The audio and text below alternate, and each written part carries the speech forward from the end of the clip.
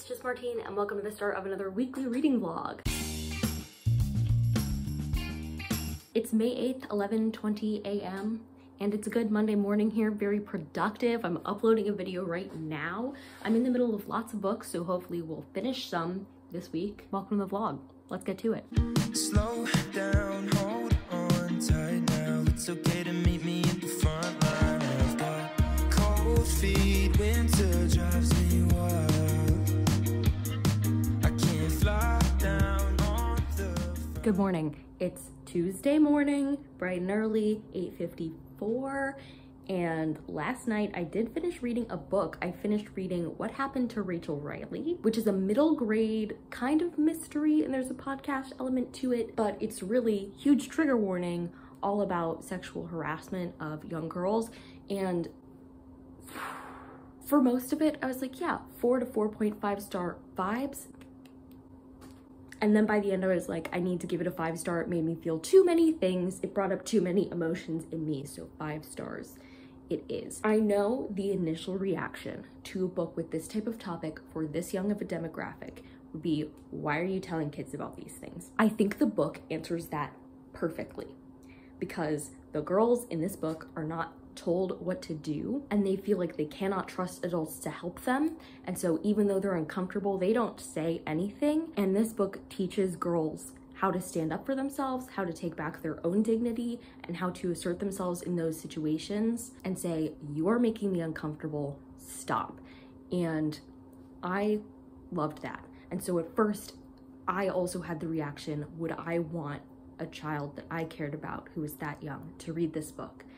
And by the end, I was like, if we keep children away from hard topics, they're going to encounter them anyway, but just not in good ways. I would rather a child read an empowering story like this one than experience this in real life and not have any knowledge about it. I think for so long, society has been trying to shield kids so much that they don't realize bad things still happen to those kids. They just now don't have the tools to deal with them. As you can see, this is something I'm very passionate about. I loved the book. It's basically about this girl. She's new in town and there's this other girl at her school and she sets off on like a project trying to figure out why this girl went from being popular to literally no one talking to her, and it goes from there. And it's also told in like kind of a multimedia sense. Like we got notes passed between classes, we got like podcast updates and stuff, and so it just read really quickly. Even for a middle grade, it like had my attention. I read it in 2 days. I was just really invested in it, so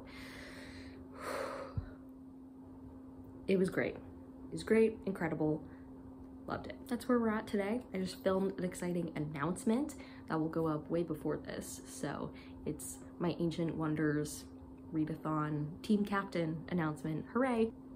Good morning. Happy Wednesday.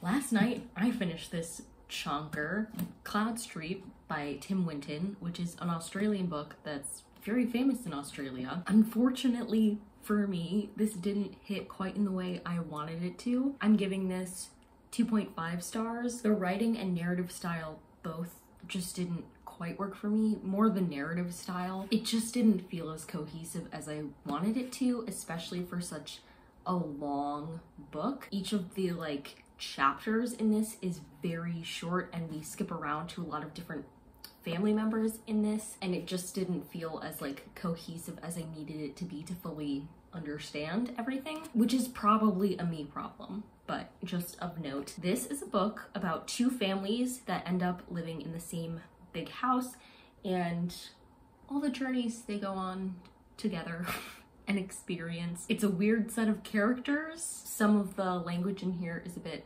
outdated. I didn't like how they talked about a couple of the characters sometimes, but it was definitely an interesting read. I'm glad I gave it a chance. It does get me a lot more pages for the month, which is great, but I did read it and now I can return it to the library. Hooray. Hello. This afternoon, I finished reading The Light We Carry by Michelle Obama. I'm giving it 5 stars. I feel like hope has been making me want to weep recently, and feeling seen has been making me want to weep. And this book did all of those things and more. Michelle Obama is simply such an incredible human being. I love her so much. It's like kind of an advice book, kind of more stories about her life and interesting insights into her as a person and her experiences when she was first lady and then afterwards. But I don't know, it was just such a feel-good book, not because it didn't talk about hard things, but in fact, like the way that she approached talking about hard things. I don't know, I cannot articulate how good this book made me feel. I literally teared up reading the acknowledgements. I just loved it, okay? I loved it. That's my review.